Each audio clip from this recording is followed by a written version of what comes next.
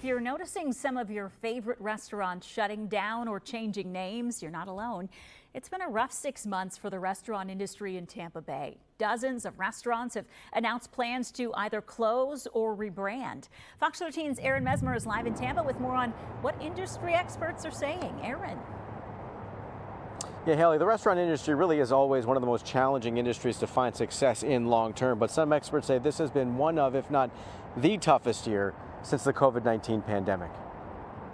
These days, choosing the perfect place, trendy places where a lot of people are going to. For the right bite to eat can be challenging.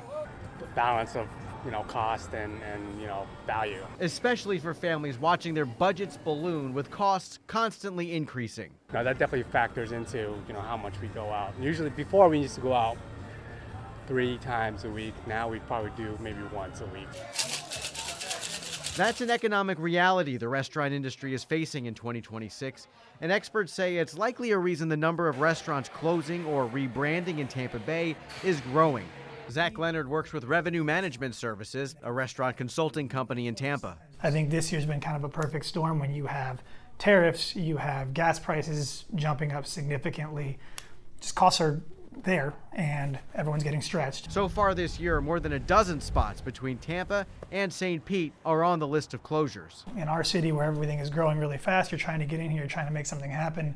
The runway is relatively short before you run out of capital. The businesses range from longtime staples like the Rusty Pelican, Tampa Bay Brewing, and Red Mesa Cantina to newer concepts including Roman Fig and TNT Burger.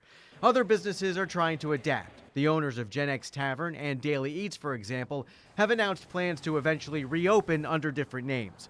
Leonard, meanwhile, says the key to dealing with rising costs isn't always increasing prices on the menu. So how do you stay relevant? It's being careful with your price tag and then providing the best experience possible to your guests, right? That means investing in your staff, it means investing in your managers and making sure that you're running quality restaurants and providing that experience that makes them want to come back. And customers say they love finding places to return to instead of watching them shut their doors.